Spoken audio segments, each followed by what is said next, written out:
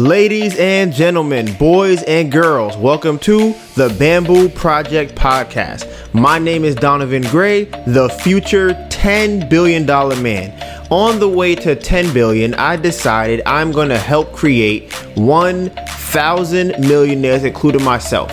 And not by being a guru or selling a course, but by doing the things I already love to do every day and documenting my journey to get there. I figure I'll make all the mistakes so you don't have to.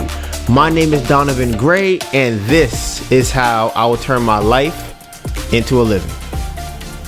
This may be your first time here, and if it is, welcome to the family. But for everyone else, this is chapter 4, page 9. All right.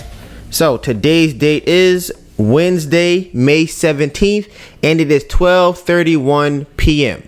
So before we get into the topics of the day, we always start off with screen time. That is when we all check our phone to see how much time we spent on it the week before, so that we can figure out how we can spend less time on it and hopefully put that time into something else that'll make us more money. Last week, every day, I spent an average of 8 hours and 20 minutes on my phone, which is down. It's down from the week before, okay? The week before, I was at 8 hours and 57 minutes. And the week before that, I was at 10 hours and 50 minutes. So I'm on a downward trajectory on my screen time. What I've been trying to do, what I think works, is that I have my notifications on. The reason I think that helps is because before, I think I would subconsciously check my phone because I would think that I didn't have any notifications. Let me rephrase that. I would not know if I had a notification because it was not turned on. So I would go and check my phone to see if I had it or not. Right? So now that I have it on my phone, I think I'm more likely to look at my phone, tap it, see if I have any notification, and if not, leave my phone alone. So I've been waiting for these moments, okay?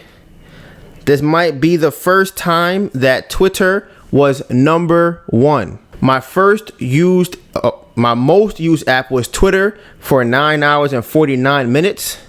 Second was Instagram for 7 hours and 3 minutes. And then third was my camera for 6.5 hours. I'm not going to lie. That's not a pretty bad lineup for me. I've been spending about an hour a day on Twitter. I can't tell that's a lot of time to spend on the phone. Like, I feel like it is. It's not a phone, social media app. I feel like I don't know. It's difficult. I feel like maybe Twitter shouldn't be as high. I'm not going to try and get it down right now, but I say that because I don't use it for business. So that's like 100% leisure. There's no like, oh, this could kind of be, no, this is 100% leisure. I'm just scrolling. Instagram can be business related. It could be posting. It could be responding to comments, posting a giveaway, respond to messages, things like that, interact with other people. Camera, y'all know we vlog all the time, so I think about 6 hours, which is about an hour. A little bit less than 1 hour per day is not bad for vlogging. But my pickups were up last week, so it was up to 155 on average. My most pickup was Saturday for 230, and my first used app after pickup. This is a good lineup: Mail, Square, and then Twitter. I like that. Instagram not even up here. That's crazy. That's fire. Listen, now I'm at a point where my emails give me more excitement than social media. We might get a new funding opportunity. We might have an order coming in. Who knows? So I'm excited for that. So now, baby girl, what was your screen time last week? So my screen time last week, I was on my phone on average 5 hours and 48 minutes. My most used app was TikTok for 7 hours and 25 minutes. Then Instagram for 5 hours and 33 minutes. And then Gmail for 3 hours and 44 minutes. And then my first used app after pickup is Gmail. My screen time is always down if I'm playing games. So now for the subscriber check. All right, on the Bamboo Project channel, we are at 6,485 subscribers. And on the Ember Candle Co. YouTube channel, that's M as in Mary, Burr, Cole. Y'all know what Ember Candle Co. Y'all know what it is, right? Y'all know the name of the brand, okay? We are at 361 subscribers. Last video is doing pretty well. 8% click-through rate. Now we are going to move on to the first topic of the day, which was our Illuminati meeting. Okay, so last week we talked about getting approved for this loan that was $7,500, right? It is specifically for online marketing, according to them. They have already given us a loan of $1,500 earlier in the year, but this is a different program that they have. So they were throwing an event last week, Thursday, right? And as tired as Melissa and I were, we were kind of like, all right, I think it would be good for us to go to this event just to see kind of what it is. It's literally a 5-minute walk from the house. So let's just go over there, see who's there, show face, say hi, and see if we learn anything from being there, right? We got there late. It started at 5:30. I believe we got there at 7:30. So, you know, regular. Right. So I think overall it turned out to be a pretty good interaction. We seem to be the youngest people there with a business. Does that seem correct to you? Yes. Okay. Everybody, I would say, was in their, what would you say, 40s, 50s? Nah, they might be older? 50s, 60s. Wow. You don't think so? I got some mid 40s, 50s in there. 40s from who? Some of the women that were there, I feel like could have been mid 40s. Like who? I didn't talk to them. Like people that were walking around. Maybe just our point of contact, but aside from her, I don't know who else was at that age. Damn. Yeah. We were definitely the youngest ones there. We had spoken to, I've always wanted to go to these meetings, right? Just because I watch so much TV, I consume so much media. I want to know, what is it really like to be at these fundraiser type events that you always see on TV, where like you get dressed up, you shake the hand, you do the double cheek kiss, you say, oh my God, Charles, I haven't seen you in a man, how's your kids? And you know, all that stuff. And then you schmooze, and then they give you a check for $6 million, right? I've always seen the TV show, but I never knew what it actually felt like to be there. So this was my closest interaction or experience of being there. We talked to some people that were there. One person in particular, she was explaining to us that she works in a particular department that, this true, can get you into a market that is at the airport. Pretty much. Okay, so right, they have markets at the airport that they can get us into as long as we have a certain kind of certification. Oh, I have to do that. Yeah. And the certification is like a woman certification for owning a business, and then the other one, Sushi, I'm going to strangle you. The other one is for minorities. And then she introduced us to someone who had already sold at that market. So because she already sold at the market, it was pretty much like at the terminal 5 market, she was explaining to us how crazy it was. They said when you go to this terminal 5 market, you should double your price. Yeah, I was like, it's double. Thanks. Right? And she was like, double? Oh man, I don't know if I feel comfortable doubling it. I don't know if I want to do it. And she said she doubled her price and got there and realized she should have tripled it. Because she was selling out of everything faster than she could put it out on the table. Every time she would put something out, it was just gone. And she was saying that there was a candle person there who was completely sold out. Like completely sold out, right? And I'm just like, wow, that's crazy. So I would love to get into that market. There's so many markets, I'm telling you. And I don't know how we're going to do it. How we're going to secure a large enough funding to enter these markets, because I want to do it this year. I think we'll be a shoo-in for next year for a lot of these markets, but I want to do them this year. I want to get into the Grand Central Terminal market that we can make $100K in a month. I want to get to the holiday markets that we can make $60, $70K in a month. I want to do the other markets that make us Chelsea Market every single week. That's another $20K a month. Right there, I just named to you, that's 100 plus 60, that's 160. We already had like $200K in 1 month. That's what I want. How do I secure? But here's the thing. Paying for the inventory and paying for the fee to get in. That's where I'm like, but I already know we're gonna kill. Oh my God. So like I said, when we figure it out, maybe, how much money would that be?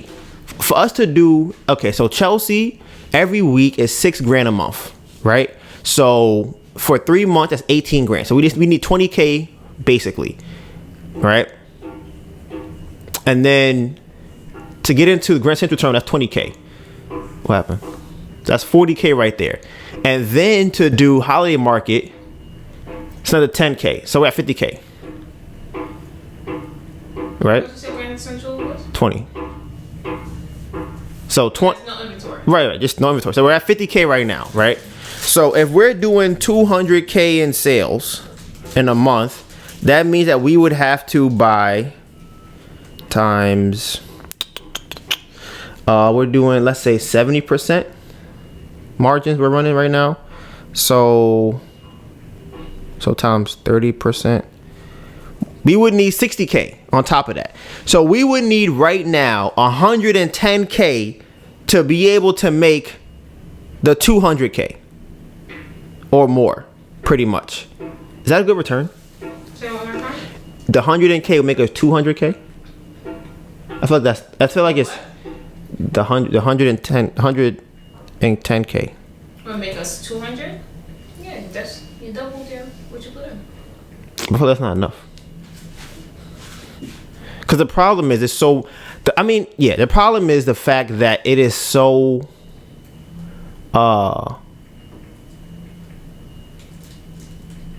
expensive to get in. But if I pay 10,000 and I make 60, then I only made 50, and inventory was 30% of my 60. I don't understand what you're saying. Me neither. What are you saying the issue is? I feel like for us if we got 110K right now, oh, I know what it is. I figured out what okay. I figured out what math is off here. We would get back 200 plus K.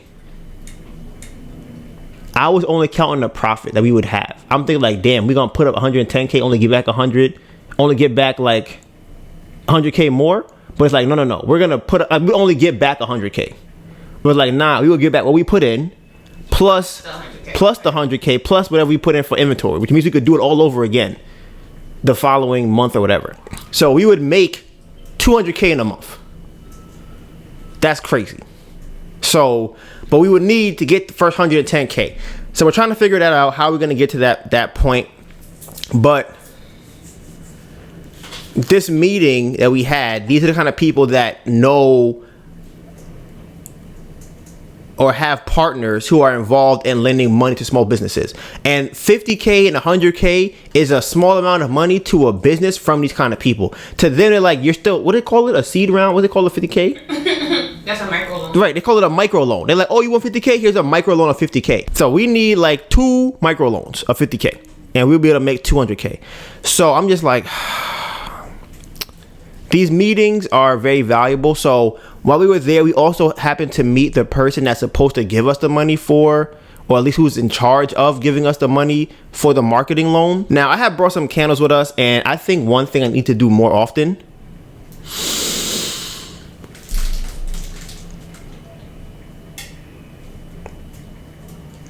is find a way to bring the sample cards with me outside. And I have an idea in my head that it would kind of work like a booklet, but think of more like, instead of a booklet, think of those big janitor links for their keys, and the cards would be on there. And I could just kind of take it off and give it to a person, because people were asking us for our card, right? And we didn't bring them because at the time we didn't have them because they didn't come in the mail. You know, that's kind of regular life. So I had brought some candles just in case, you know, we met some people, we talked to, say, hey, here's a candle, whatever. So when I got there, I was talking to a lady, the first one I told you guys about, and she was kind of like, oh, she don't really like candles, or she don't burn candles because of the fire. All right, I'm like, all right, cool, whatever. So she introduces us to another lady. The other lady is talking to us about her jewelry. She's the one that sold at the market, the Terminal 5 market at the airport. She then, or excuse me, we ended up giving her a candle. We asked which one she likes the most. She smelled. They said, well, I like that one a lot. I'll take that one. So why the other lady was like, wait. Where's my candle? And I'm like, we just asked you and you said you don't even like candles. She's like, wait, no. Give me I want a candle. I want one. And I'm like, sure, fine. Which one do you like out of these smells? So she ended up smelling room service and she kept that one. And I just think it's funny because, like I said, she did not want one. And I really believe, now, this is where it gets kind of, okay. I think a lot of people who have candles have bad smelling candles, right?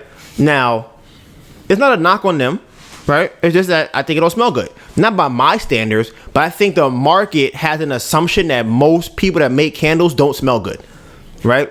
Because people smell out candles and be like, oh wow, this smells good. Like, they'd be shocked and surprised, right? And I feel like when we bring up that we make candles, they're kind of like, and then they smell it and they go, wow, this is really good. I really like, I didn't expect this. So I got the vibe that she was feeling the same way, right? So I think once the other lady got a candle, she wanted one. We said, fine, no problem. Here's a candle. So inside of the candle has our QR code to our Instagram or our website, one or the other. I don't remember which one it is. So boom, that's her. We go to the next person we're talking to, right? This is the guy that is in charge of handing out the money to whoever gets the money. So we're just having a convo, we're talking and whatever. And I remember asking him if he likes candles. He was like, nah, why would I like candles? I think I asked him, do you burn candles? Or something like that, right? And he started doing like, I said, I wasn't, he called me off guard. Because I know I'm at the Illuminati meeting, but my brain wasn't firing fast enough, right? So he was kind of stumped by my question, which I felt like was kind of surprising. But then he was like, well, why? Let me ask you a question. Why would I burn a candle, right? And my brain is like confused because I didn't think that me asking that question was like a trap or anything. I'm like, hey, do you burn candles? And he never answered it really. He just kind of like, well, why would I? All right. And I'm like, all right, sure. So I instantly went into like, oh, all the benefits of the candles, right? So then he hit me with this. Is how I knew my brain wasn't firing fast enough.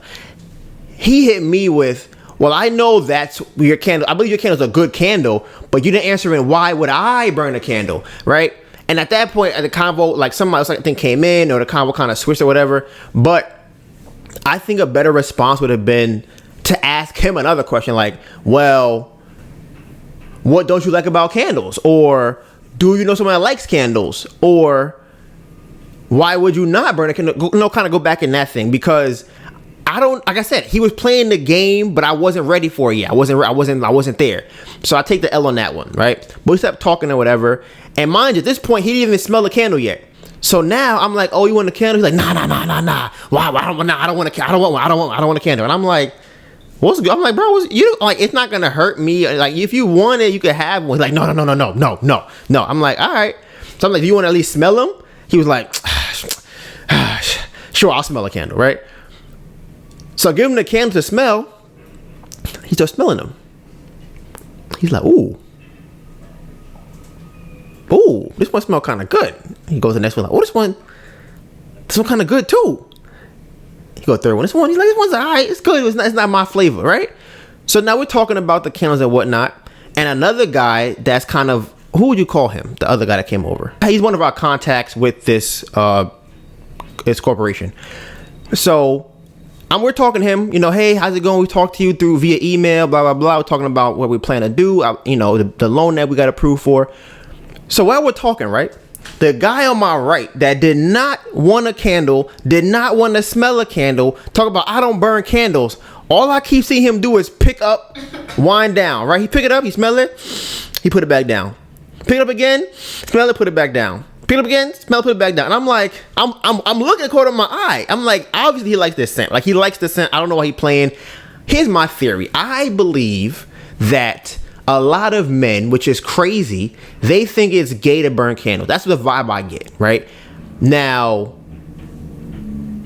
I got to put myself in the space of where I was before Melissa asked me the question or prompted the idea of selling candles. Because as y'all know, I was not on board with that. Now, let me not say that. I was not on board. I didn't understand that people buy candles, right? Because I didn't buy candles. So if I had to ask myself now, Donovan, if someone gave you a candle back in the day, in your old self, before you were Master Candleman, Professor Candleman, what would you have said? And I'm like, would I have said yes? Would you?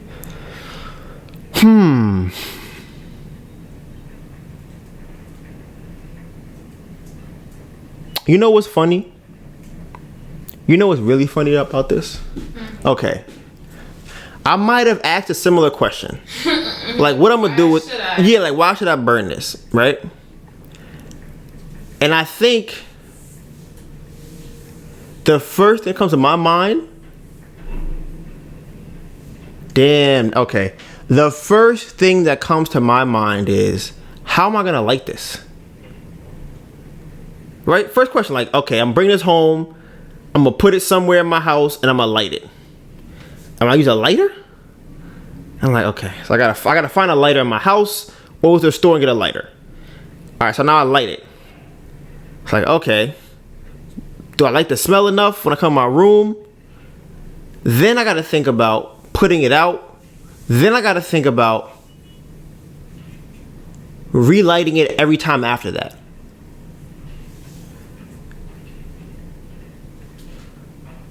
So I would probably sell the candle to someone. Yes.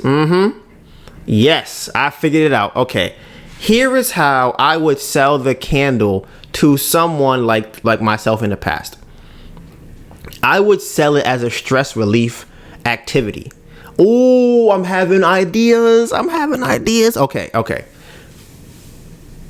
As I said, stress relief activity, right? At first I was going to say stress relief. But it's not really stress relief per se. It can be, but it's not necessarily stress relief. But it is a stress relieving activity, similar to those balls that you squeeze, right?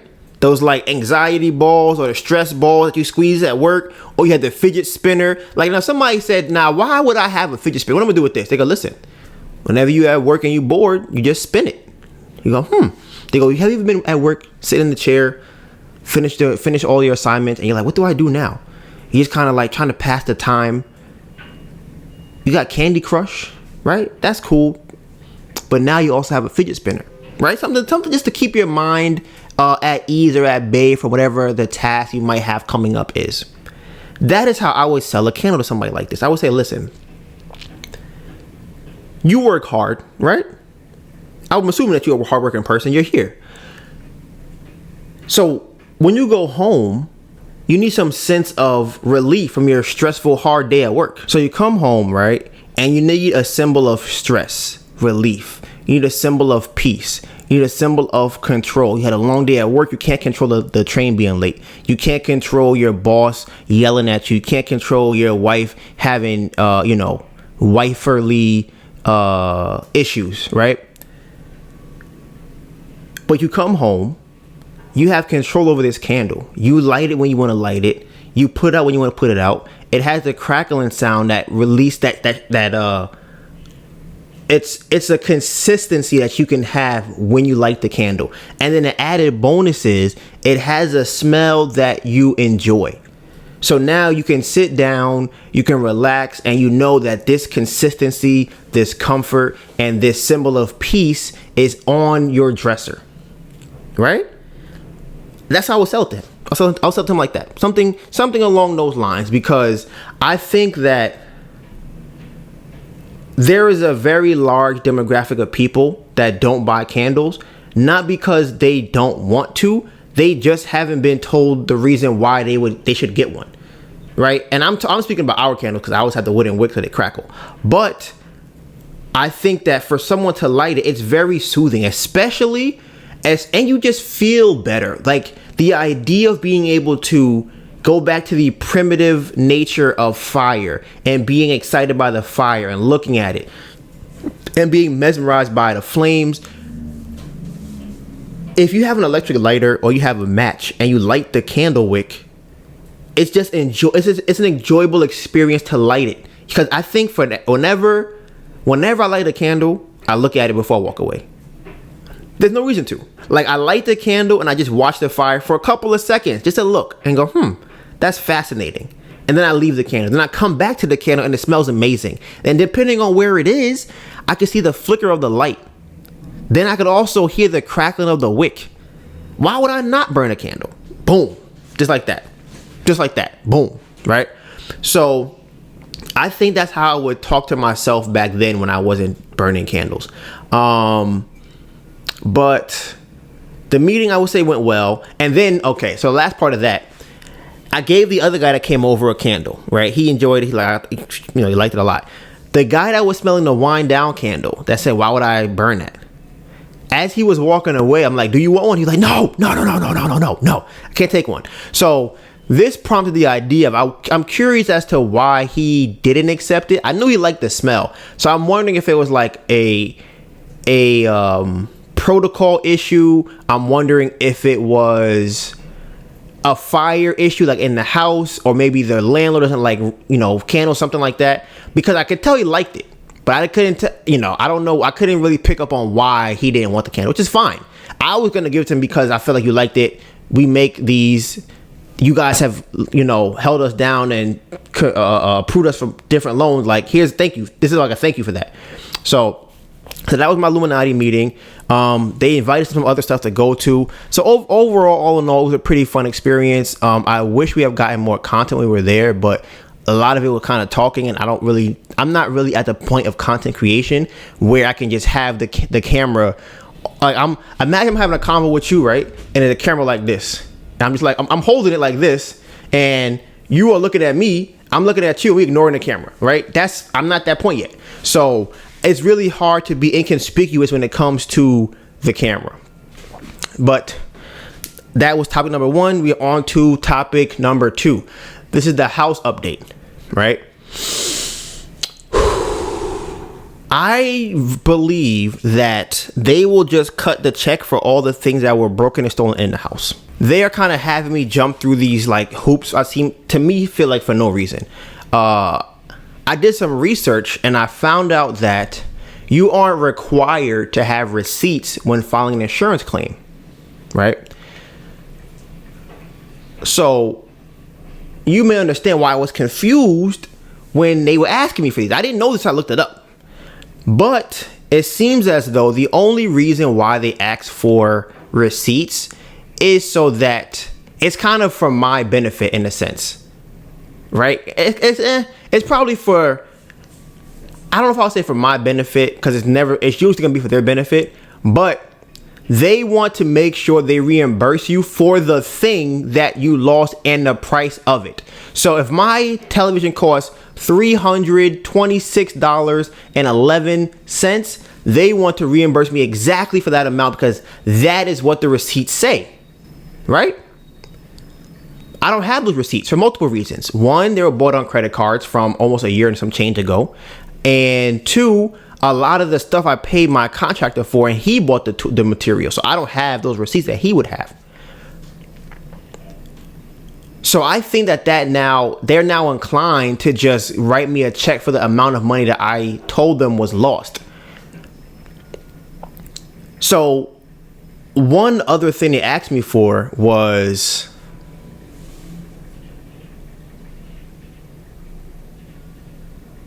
a police report. Now, I thought it was very strange. I might have said it on the podcast before, but I thought it was very strange that when I was at the house like 2 or maybe like 4 weeks ago now at this point, by they I mean the officer had come to the house, filled out a police report, but didn't give it to me. And I'm just like, is that how it's supposed to go? I'm like, damn, maybe I forgot to ask her for the receipt. I'm like, or like my copy of it. She just gave me something else with a number on it, her name. So I'm like, I'm like, okay, sure. So I'm thinking, I could confidently say I've never filed a police report in my life. So I don't even know what the protocols are for that. So now when anybody asks me for a police report, I send them that. I haven't really heard anybody say anything about it until like 3 days ago. And the guy was saying that he wants the actual police report. And like I said, I thought this was the actual police report. So I started trying to figure out. I called the precinct and said, hey, I need a police report from my incident. And the guy kind of chuckles. He's like, huh? So where are you from? I'm like, I'm from New York. He's like, yeah. So Philadelphia is a crazy place. I'm like, you got that right. He goes, so I kind of hate this about the city. It's a terrible thing that they do, but they want you to pay for your police report. So as an officer, we are instructed not to give it to you when we file it in front of you. We're supposed to bring it back with us, give it to them, and let them file it. And then you have to either go online or go down to some building to pick up the police report, right? And you have to pay to get it. Now, I'm thinking like, that's crazy. I'm like, bro, I don't even live in Philadelphia. He's like, well, you got to go online to get it. I'm like, go online? I'm like, oh, okay. Because you already know how I hate dealing with anything government related. Like, this is not my area of expertise when it comes to applications, when it comes to filling out returns, when it comes to any of those things like that. My brain goes dead immediately. I'm just like, I feel like it's useless. My brain functions in this way. I like to do things. I like to like feel it, touch it, do the thing. That's what I like to do, right? So it feels so dreadful to try to like read an application. It's like, okay, I read a paragraph. It says, put your first initial here. I read another paragraph. It says, okay, put your second letter of your name here. I read a third paragraph. It says, go back up and put your other initial at the top. I'm just like, oh my God. I'm like, I know if I called somebody and said, hey, I need X, they'll go, oh, let me point you to this person and give it to you. So I like that person-to-person interaction. I like doing. So he tells me I have to call this number to get my police report. So I call the number, and as of course, in government fashion, they don't answer the phone multiple times. At first it was busy, then the second and third time don't answer. I left a voicemail. I'm waiting for a call back. So he also tells me that if I do it online, it's going to take a minimum of 10 business days to get the police report. I'm like, y'all gotta be kidding me. I'm like, bro, I'm like, this is crazy. This is insane. He's like, yeah, I know. He was like very irate about the situation. I guess he also disagrees with it. And so now I'm kind of in this place where I'm like, okay, I don't even know if I need the police report in the first place, because I think it might be one of those things that they use just to document on their end that it happened. Like, I don't think it's necessarily related to them giving me the money for the things that were stolen. I think it's just about like, hey, if my higher ups ask me why I gave you $40,000, I need to explain to them why. I'm like, I have a police report, I have receipts, I have X, Y, and Z, right? That's what I think happens. So I'm gonna call today and see what's up, because I'm not really sure what they're doing right now. And I keep listen, man. I cannot wait to get this. Oh my God. Oh my goodness. Y'all don't understand how much I'm done with the house. Once we can reimburse the people. Oh my goodness. Y'all don't understand. Y'all don't know. Y'all don't understand. Bruh, like, this would be me when the house is finished, done.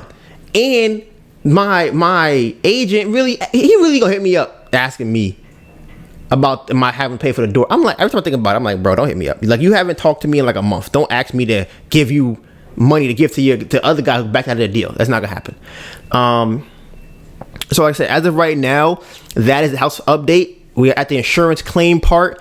I gotta make some more phone calls today, the rest of the week, and see if I can get them to expedite this whole process. So next on the topics of the day, the bags. Everything that I'm about to say, for the most part, should have happened last month. We are a month behind in the plans that we had, because, you know, certain investors didn't care that we want to use the money to further the business. They didn't really care about that. And I told them, I said, hey, listen, the money I'm gonna pay you, we're going to use it to buy this inventory at a cheaper cost so that we can make more money and save money the next month. They said, I don't really care. They said, I don't really care about that. I want my money. I said, fine. So because of that, we had to push back some of the expenses into the following month. So this month, we are finally able to buy the vessels. We're able to buy the medium size and the small size and the velvet bags and the shopping bags as well.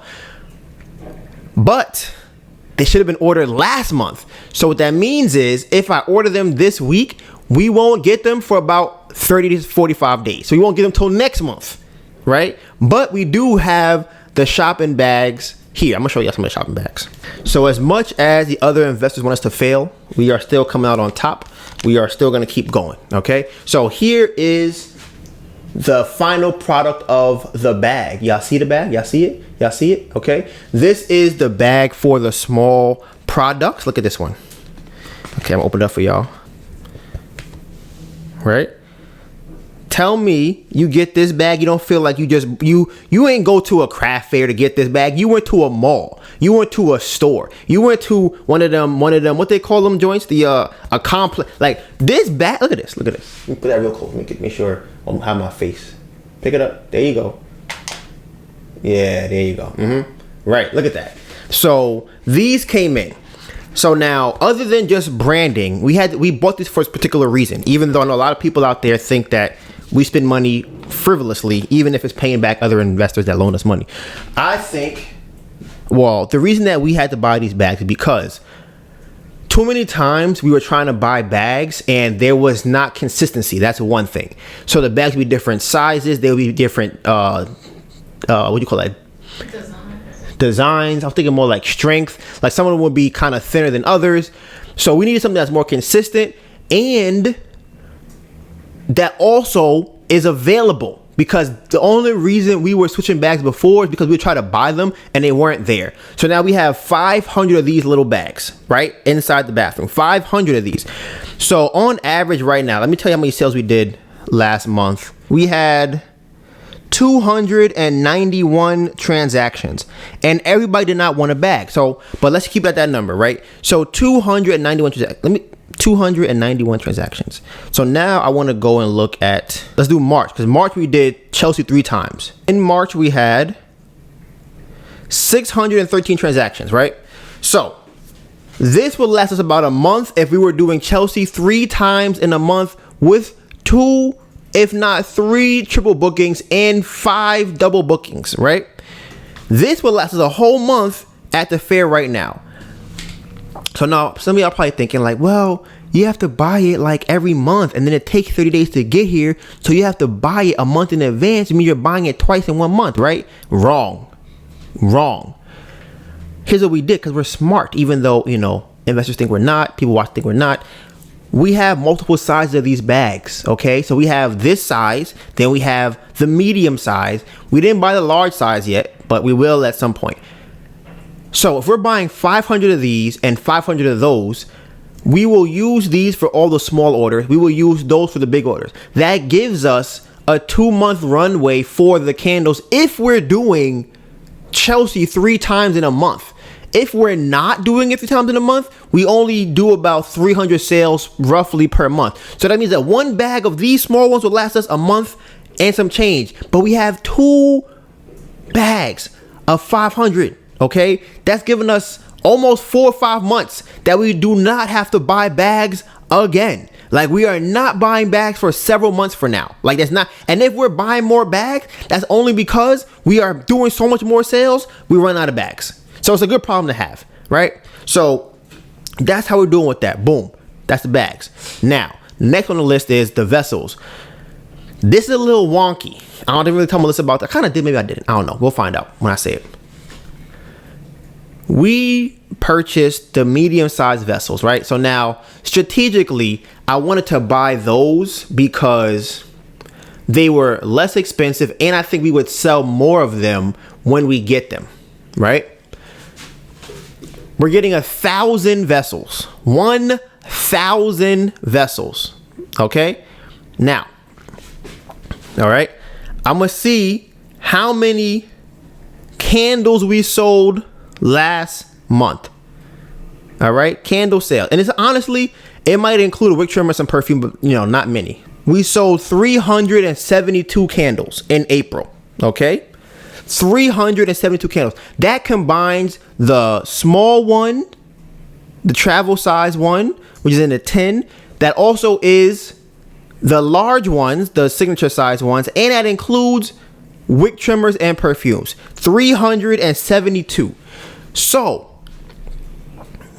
okay, I'm give me out the numbers, because I know a lot of y'all be feeling like, we're spending the money on things we should spend it on. So I'm gonna let y'all know how we're spending the money. So 372 candles or products were sold last month, right? We have 1,000 vessels coming in for the medium size. If every candle that we sold last month was the medium sized vessel, we would still have a 2.5 month runway before we run out of that size, right? Before we run out. Makes sense, right? Okay, now stay with me. I don't want to lose y'all. So we're gonna go back to how many actual vessel size candles we sold, not the tins, just the big vessels. The signature size candle we sold. I'm gonna go to our highest selling month to give y'all those numbers. Cause I know for the haters, y'all got questions, y'all got excuses. I got y'all. Okay, so in March, okay, y'all ready for this? Got the drum roll ready? All right, drum roll, please. 117 signature candles were sold in March, our highest selling month. So 1,000 divided by 117 is 8 months worth of vessels that we bought in one time, at one time. So we do not have to buy vessels again for 8 months. Minimum 8 months, right? Unless, again, if we do have to buy more, we're making a lot more money. So now we'll have a surplus of money because we're not spending it every single week on buying $200-$300 worth of vessels or buying fragrances or bags. Okay, so you know what that means, right? We could keep more of that money and send more money to the investors, right? That's the whole plan. But we're gonna make sure we pay off the ones that believe in us first. Everybody that didn't believe in us will be on the back and they'll be last, because that's how it should work. People that have the faith, you get paid first. People that don't, you get paid last. Right? Makes sense. So that is what just came in today.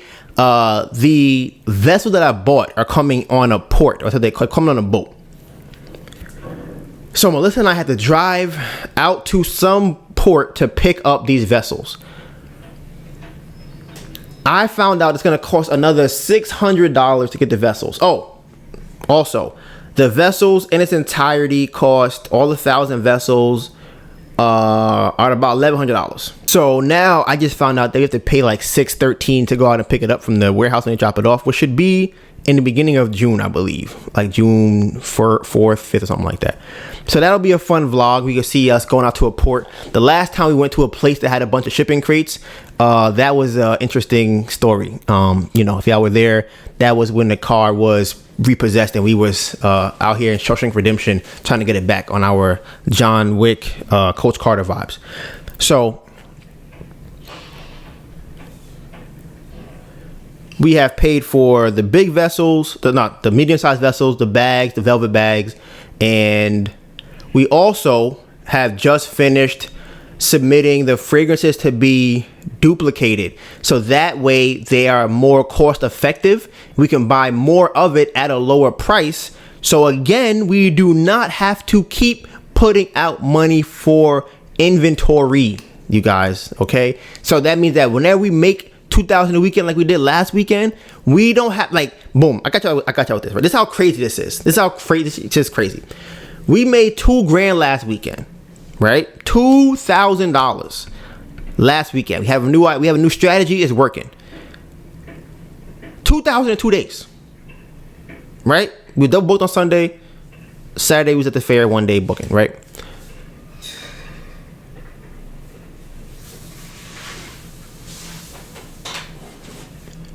Monday came around, I had to spend like $1,000 just to buy new inventory, just to buy vessels, fragrance oil, wax, labels, right? Just to buy that stuff, wicks, $1,000. So half the money that we just made is going back to buying inventory. Half of it is gone, right? So now, you know what that means? Compounding, right? If we keep that 1,000 this week, and we keep it next week, and we keep it the week after that, and then we have a really great week, we keep that money too. at the end of the month, when it comes time to pay people their money for the loans they give to us, we could pay them way more money. Get these loans paid off. 'Cause at the end of the day, Melissa and I do not spend a lot of money. Melissa and I spend money on very little, and she hates it. Okay, she hates it here. She wants to be able to go and buy food. She wants to be able to go, mostly food. She mostly just wants to buy food, and I'd be like, we can't. And games. Food. She wants to buy food and video games. That's it. Do we have fun? We have fun, right? Do we have fun? We go out. We do things. We have a lot of fun. We go out and do things. Yeah. I go outside, and that is when my friends and family pay for it. You also go outside when your friends and family pay for it. Mostly family. So that's it. If friends and family are not paying for it, we are not outside. Interesting. You hear that? You hear that? Okay. So that means our cost of living is very low outside of necessities. Like, I would say, I don't even know if I say we splurge on groceries. We just buy groceries. People, I know some of y'all will think we splurge. Even compared to my mom. My mom, my sister, I'll never forget this. Back in the day, they would be like, they would start Sunday, Monday would start, they would have $20. And they said, this I'm gonna spend all week. This $20. It's gonna give me transportation. It's gonna give me food. And I'll be like, how are you gonna do that? How you gonna live? They'd be like, yeah, I'm gonna buy bread. I'm gonna buy salami. And I'm gonna bring it to work. Peanut butter jelly sandwiches. I'll be like, oh my gosh. That's where I come from. I come from that. So it's not crazy to me to do that kind of stuff. But Melissa, on the other hand, is not a fan of the struggle life. But it's like, it's the opposite, where it's like, yeah, I know you came from a very abundant food environment. It would be. I'm gonna. How many pantries y'all? How many fridges y'all got? How many rooms y'all got of food? Talk about some. It's not well. Because instead of, because there's two ways that you could go about doing it. If I know that I'm gonna buy, so if you go that way where it's like, okay, I'm not gonna buy much. I'm not gonna buy anything. I'm just gonna keep my overall costs down. The other way is to get the value up, where it's like, okay, the money that I do spend, I'm gonna try and get more value for it, and that's where I come from. So you have more stuff in the house. For a better value, yeah. For more money? Yes, it is more money. But to get that same amount of stuff, if let's say ramen noodles. If I buy ramen noodles every day for $1, every day in a month for $1, I spend $30, right? But that I could spend $10, which is more than $1. Like, it's more than $1 right now. It'll be $10, but it'll last. It'll get 40 packs of ramen noodles. So yeah, it costs more to buy because I'm not spending $1, I'm spending 10. But I'm gonna have 40 packs as opposed to the one that I'm buying every day. But that only works if you're buying it every day. So what if you get paid $100 a week, and you have to go to the store? Are you gonna buy in bulk, or are you buying for the week? You would still buy in bulk? Yeah. Wow. Because interesting. I'm planning. The moral of the story is that we are doing better than we were last year. No doubt in my mind. We can actually go to the store frequently on the weekends and go get groceries. There were times where we go weeks without grocery shopping. What were we buying before? People send us money. Shout out to my guy Tori and Ariel. I would buy like ramen in bulk, and I would eat ramen. You had bread? Yeah. Oh yeah, bread and agave. Right. And juice and water. It was a lot of bread. It was a lot of butter, and I would buy that technically in bulk too because I would get it from BJ's. So I would just buy bread and ramen in bulk, and then we wouldn't really buy food after that. So I want to move on from this incendiary conversation. I know a lot of y'all get very upset when I bring up food. They'll be like, no, you can't do that, right? So I'm not gonna talk about too much. But I do want to point out that we are finally getting our costs down for the candles in month 5. It should have been in April, but like I said, some investors didn't want us to spend the money then. They want to give it to them. So because of that, it's a little bit later than we had liked, but it's still happening. The only thing right now that we're waiting on is to see whether or not the new fragrance oil still is good. The wax thing, I kind of dialed back on getting new wax just because it's a very sensitive thing, right? Y'all remember when I bought wax during the live and it came in with the wrong color? supposed to be yellow. It's supposed to be white. It was yellow. I found out later by accident from trying to find new suppliers that wax was actually synthetic wax. So, the yellow beeswax? That was synthetic too. Yeah. I thought it was the second one that you got. They both. They both? Mm-hmm. Right. So, like I said, both of them are synthetic beeswaxes. Now, the problem is they don't really say that until you ask. So I've been trying to find suppliers that have the high grade beeswax for a lower cost than we're paying right now. It's not very easy to find. I think once we start buying like 500 to 1,000 pounds of beeswax, it'll make sense to buy it overseas. As it stands right now, there's only one company I found here that has a decent price for the wax, but some of their reviews are kind of funky. So it's kind of like we may test it and see what it is, but we have never had any problem with our current beeswax at all. Zero. Have we had any problem with it? None. So switching over is like, okay, we're adding in new variables.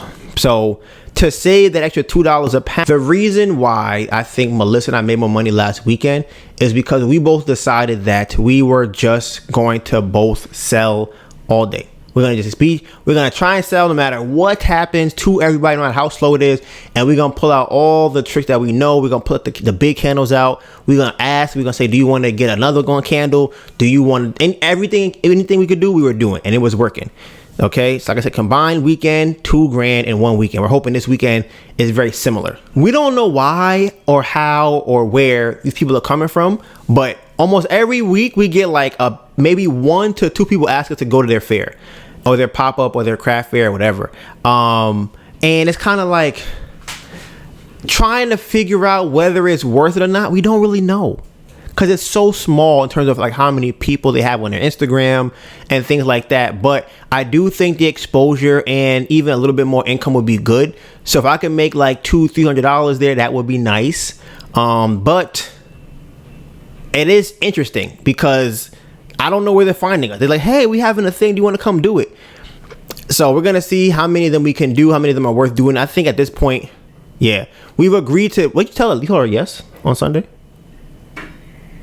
Who you tell her? I told her we're interested. Okay. So yeah, there's one coming up on Sunday that we're interested in. And listen, guys, we have a new sign coming, okay? Because we're spending our money on things to grow the business, even though investors don't care about that. We are trying to make the business better. We have a new neon sign, right? Now you're probably asking, why do you have a neon sign? What do you need that for? Do you have a sign on the table? We do have a sign on the table, right? But we're growing. We're trying to get better and bigger, right? In the last week, 2-3 weeks or so, people have really been taking pictures of the clouds. Like, here's I got y'all with a what they call those? An anecdote. Boom, right? Working on vocabulary. So Melissa was talking to one of her friends who was like doing her stroll, her walks around the market, right? So as she's coming back, people have went behind the table and are posing with the clouds, right? I have never seen this in my life. I wasn't even there. She's talking about it. I have never seen nothing like that in my life, where the people are walking. There has never been a customer that I know that has come behind a table, ever. Not one time. And for pictures, now, like I said, people are walking by. They have DSLR cameras. They get in pictures. One person even said, can we pose with it? Can he get a couple more shots of the clouds with us in it, holding the candles? We have people walk. We've had people sneak pictures. Like, they'd be around the corner. They'd be like this. They'd be like, click, click, click, click, click, and walk off. And I'm like, I can see you, right? Like, I can see you right there with the camera trying to take a picture. They'll do I see this one too. I see over the shoulder one. I see this. They'd be like, right? And I'm like, I can see you with the, like, it's fine. But we are losing out from two reasons. One, when you come in the market, you see the cloud, but you don't know what it is, right? So it may not entice you to come over. It does work, but it could work even better. Also, if you're going to take a picture of the sign of the clouds and you post it anywhere, people need to know where the clouds, what cloud, where you see that at? Ember Candle Co. You know what's crazy? I didn't think about this. I don't know how common it would be. What if somebody has told somebody else about the clouds and they came to get a picture of the clouds? Because the clouds can change colors, every day could be different color, different vibes all the time. I'm excited for like Halloween, Christmas. Fucking it up. Like, Be fucking it up. Be fucking it up. Okay? So like I said, I am excited for the sign. It's probably coming in before this weekend. So it should be up this weekend, guys. Woo! Excited. All right, so we are going to bring on the League of Villains segment. My beautiful, phenomenal baby girl. Look at her. Listen. She right. You be doing all that, and then I can go in the camera with my hair upside down. That don't change how I feel when I see you. It don't change it. I have to look at you and be like, damn, look at her.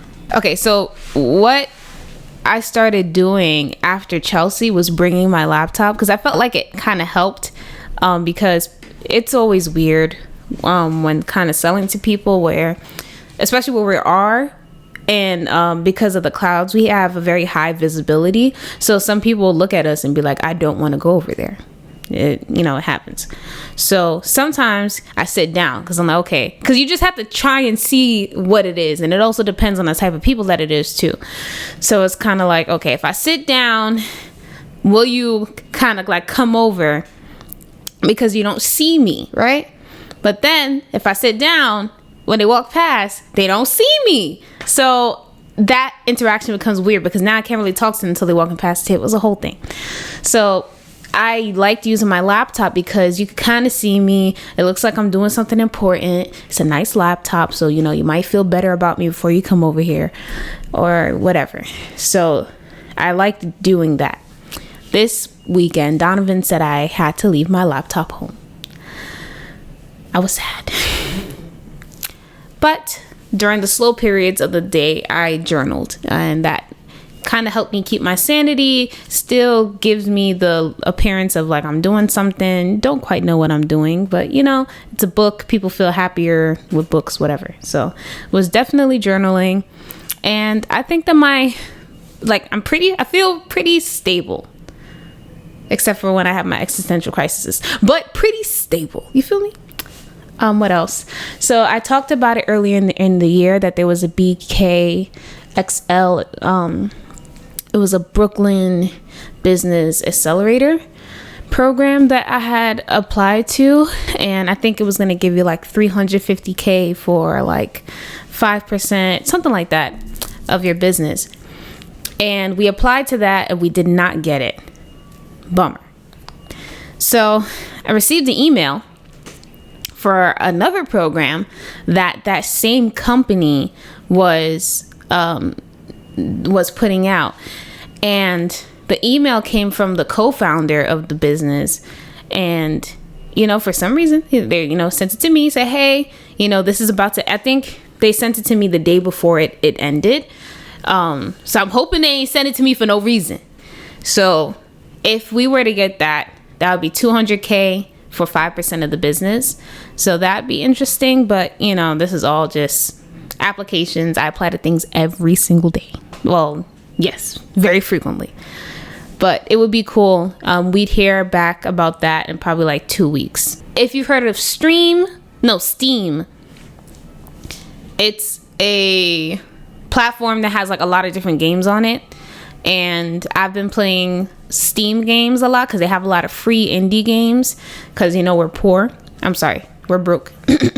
Scratch out that first one. We're broke. So I've been playing the free games and I've been enjoying them a lot.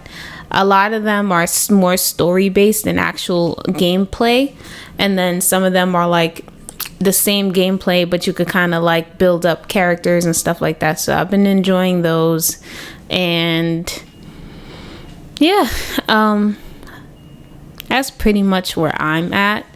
The new candle sensor here, I'm not sure if Donovan brought that up earlier. So this weekend may be the first weekend that we're going to have the new candles out, like a soft launch. We've been selling the perfumes. I think we've sold 10 so far, right? I don't think it's 10, 7. Because I sold 4. You sold 4 when last week? To my family members. Oh, yeah. Definitely over 10. So yeah, we sold at least 10 perfumes so far, and this might be the second week of us unveiling it. And right now we're selling them for $36 a piece. So this is it right here. $36. Sold 10 of them so far. It twists up and down for the spray nozzle. So yeah, so this is going to be available on our website soon if you're interested. We have 5 different colors. And yeah, there's that. Trying to think what else. The room spray bottles are here. So there's a lot of growth happening. Oh, so I ran ads. I ran Facebook ads and I ran Pinterest ads. And one thing that I learned about ads is that I do not understand them. So, and it's more so I don't like how the companies give their ad reports. I think it's the UX design for it is not very good. It's not intuitive. You don't know where to find the information you're looking for. I know Donovan has been working on, the GA4 and everything. So hopefully we'll be able to integrate like the pixels or whatever language it is, the words. Hopefully we'll be able to integrate it into the platform so that, we can use the Google Analytics instead of using either Pinterest or Facebook's individual ad reports, because I really don't like them. Oh, bruh. So the perfume. So this is the travel size. We also have another size, and we ordered that maybe 2 to 3 weeks ago now. I had ordered it on our new Etsy account, and that did not have our apartment number on it. So whenever you ship something with USPS, if your apartment number is not there, they will just return it back to the sender and say you have the wrong address, even though it's the same building and everything. So that sucks. So it got sent all the way back to Las Vegas. The person had to go. They said they waited online for an hour to pick it up and then reship it out to us. So that is on its way, and it should be here on Saturday. So I'm really excited about that. And I think the perfumes are a perfect product in the Ember chemical sphere right now, because oftentimes people love the scents. They love the scents and they're like, wow, this smells really good. And their reservation most of the time, if they have one, would be the fire. They're like, I'm not a fire person. I don't like burning things. But being able to, smell the can, like, that solves the issue. There's no fire here. Ooh. I just had an idea. I'm gonna talk to Donovan about it later. But there's no fire here.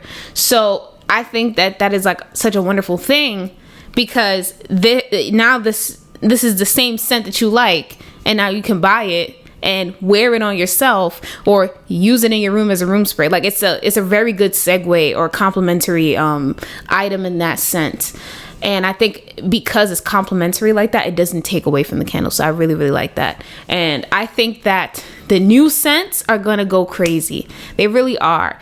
And I that is going to be crazy. I think it's going to increase our sales a lot, because the first scents that we came out with, 2 were scents that I liked personally. And then the other 2 were just scents that I thought people would like, with no real interaction, just kind of like intuitive, based off of like maybe my past experiences, not really what people say. This next collection is based off of what people said to us, what our customers wanted from us. So I'm so happy that we're going to be able to provide that for them, and I know that they're going to show out. Just like if you give people what they want, they're gonna buy it. So I'm just really excited to see how the numbers look different, and how it changes the landscape of Ember Candle Co. Okay, the last topic of the day. I actually have 2 more topics of the day. So topic number 1 is shout out to my guy Tori, bro. When I tell you Tori is a different animal and the same beast. That was literally bruh, y'all don't even understand. Like, oh my god. Okay, so with very minimal context. What did that mean? I forgot something. What? I be streaming on Twitch. Oh, so shout out to Melissa's Twitch. What's your Twitch handle? Anita Byrne. Anita Byrne. So My guy Tori, he bought one house. Well, he bought a lot, right? He bought one lot with his own money, right? To have a new construction built. Then this man bought 5 other lots with basically none of his own money. He structured all of these deals to put down almost nothing for 5 lots, right? When the lots are finished, each one that he sold after he paid for is going to be making $100 plus, $200 plus $1,000 on each one. The ones that he sells, right? He did this without them checking his credit. He did it without using his own money. And he's not even in the state where he's doing it at. Tori is like my age. That's crazy. And he's black. That's crazy. Listen, like I said, shout out to my guy Tori. My man be killing it. I don't even, bruh. So he will probably have them all. He said he'll probably have them all done by next year. Because he was structuring the deal so crazy that he could wholesale those deals to other people and get a bag off of that. So he could keep the 5 that he already had that'll make $700,000 each, right? And then keep doing what he's doing, structuring the deals this way, and wholesale those for like tens of thousands, $100,000, right? He could do that for the rest of the year. I'm like, bro, you are doing I'm like, at this point, you need to have a YouTube video, because that would be a great thumbnail. People do that all the time. They love to that is the epitome of what these people want to do, right? This is what I think is real funny. The people that make YouTube videos talk about things that Tori does. So they will be like, I heard a guy, I know a way to be able to get a house for free without your own money and no credit, right? And then they'll go on Google and they'll show you something that they read on in a book, and they never did it. My man did it 5 times. 5 times. And I'm like, that shit is crazy. That is absolutely insane. So I be just like sitting here with popcorn trying to see what he's gonna do next, because man, Tori is obviously a superhero. Obviously. So the last topic is we are gonna be doing 2 dates of Chelsea in July. The dates just dropped yesterday or the day before yesterday. I think it was yesterday. So 2 days ago. So my guy Tim said he would pay for the 2 days for us to do, and they already know. Listen, I've been trying to get us to do Chelsea consistently. Right? I've been trying, but things be coming up. She's saying boo until she starts seeing the money. Okay, Melissa loves counting money. When the cash come in, she was sitting here on the bed like,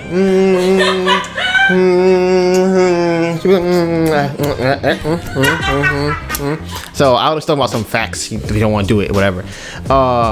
So like I said, that my goal has been to be able to do Chelsea every single week. That is phase 1, and then phase us out of it and have a team to be able to do it there. Like, that is the goal. So I wanted to be able to do it twice a month, which we were not able to do. We only missed 1 month technically. We're gonna miss 2 months because it was all booked out for June. So no, we're gonna miss 3 months. God damn, we're gonna miss April, May, and June. God damn. So yeah, right now we're figuring out online marketing. But like I said, shout out to my guy. He also said that he would buy us vessels, because like I told you before, there was an investor that said, I don't care about your business, I just really want my money back. So now my guy said that he would buy the vessel that we were gonna get last week, and we'll buy them this week so that they'll be here within a month and not too late, so that we're ready to attack Chelsea in July. And you can find all the behind the scenes content on my Instagram, Donovan Gray, DONIVANGRAY, and my phenomenal, beautiful, amazing girlfriend, Anita Byrne, ANETABURN. You know what it is? Hashtag Bamboo Project 2023. I think so far this year we did what? 40 something K? Yeah. All right, we got another 460K to go. All right, we almost there. Guys. We almost there. And with that being said, Bamboo Project